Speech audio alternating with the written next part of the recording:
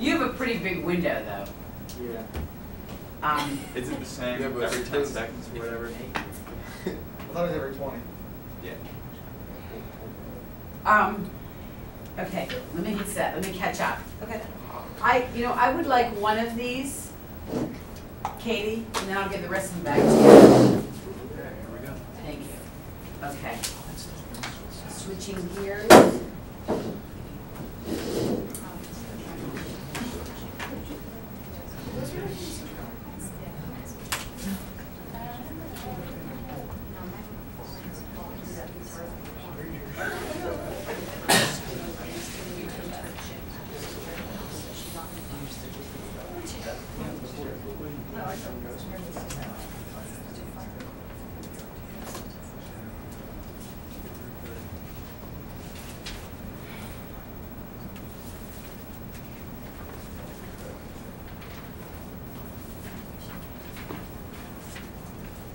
Are you recording? Okay, go ahead, honey. Okay. Our topic, as you can see, is sexual responsibility. Before we get started, our group felt that we should put a little disclaimer up here. We picked this topic because we felt it was relevant and because sexual irresponsibility is a problem in the United States. We've tried to maintain professionalism and objectivity. And anything we say is not meant to endorse, judge, criticize any religion, culture, or sexual orientation. And I apologize in advance if it makes any of you feel uncomfortable. Also, one term that we needed to define was sexually transmitted infection is the new politically correct term for sexually transmitted disease. It was changed actually by the medical community because infection is a more active word. You can catch and transmit an infection. Where a disease like cancer, you can't catch cancer. You can't catch leukemia. But you can catch an STI. So there's where the difference comes in. Okay, now we're ready to start. Listen. Shh. Listen closely. That's the sound of people talking about sex. You mean you didn't hear anything? That's probably because no one is talking about sex. Sex is one of our most basic instincts, a primal drive, if you will. Yet it is taboo, considered politically incorrect to talk about it. Just the mere mention of sex has some of you fidgeting in your chairs, causes some people to get embarrassed, get red-faced, even causes some people to turn around and walk away. But sexual responsibility needs to be talked about because it is a major problem in the United States. It is estimated that last year, the United States government spent over $400 million on HIV and sexually transmitted infection education. Yet, the HIV rate is climbing at an astonishing 56,000 cases per year. There were 19 million new sexually transmitted infection cases last year. The United States teen pregnancy rate is 4.2%. And that's the third highest among industrialized nations. That might not mean a lot to you, because it's actually only a percentage. But the United States Department of Health found that in 2008, there were 850,000 babies who were born to children in this country. And who is fathering these children oftentimes? Teenage fathers to go along with their teenage mothers. We feel that all these statistics prove that we are failing to be a sexual responsible society. Why are we credible to talk about this? Because even though we are a diverse group, we are all sexual beings, just as all of you are sexual beings. And the diversity of our group actually helped us to have many different points of view. Our group spans 4 decades in age. Deb and I, if you can believe it, were actually born in a time before HIV and AIDS was part of our national vocabulary. When I was a teenager, if you got a sexually transmitted diseases, you went to the doctor. You got a shot of penicillin in your butt, and you were on your way. Now, getting an STI can actually be a matter of life and death. Our diversity also gave us the ability to have many different perspectives. As a student, a teacher, a nurse, male, female, young, older. We avoided all groupthink. We actually came to a very good consensus, although we had 4 greatly varying points of view. This is one of the strongest groups I've ever become a part of because we all played on our own individual strengths. Obviously, I can talk, so that was my strength.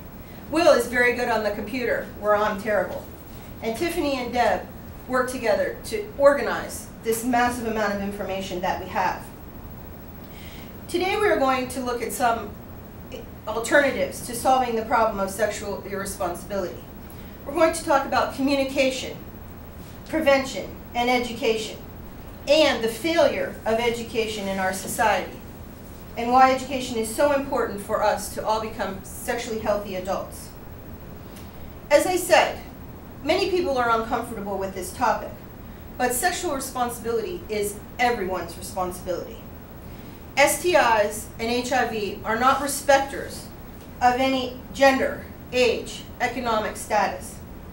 They can affect anyone, and they are affecting young people today in this country at an alarming rate.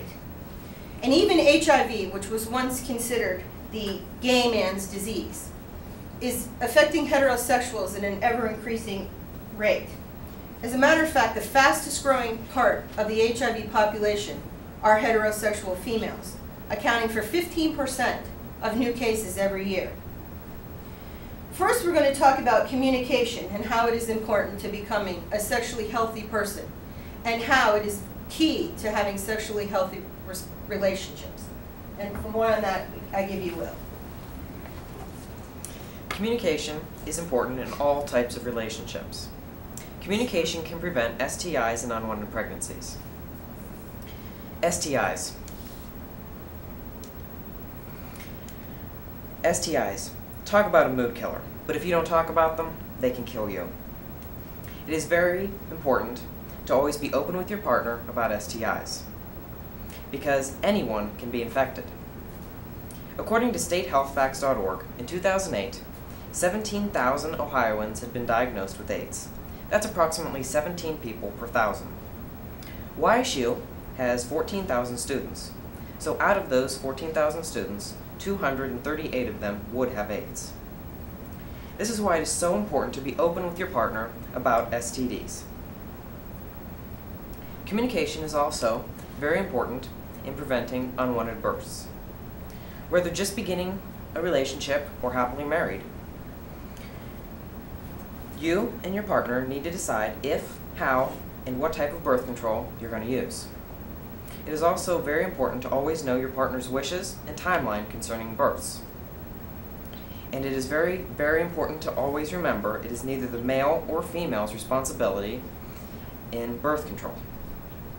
And this is why communication is so important with your partner, because it can prevent STIs and unwanted births.